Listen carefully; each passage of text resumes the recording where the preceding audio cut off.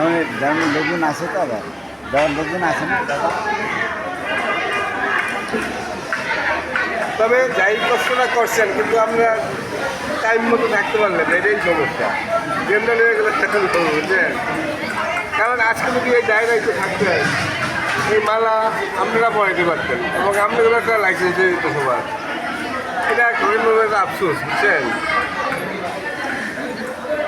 আচ্ছা দিদি দাদা,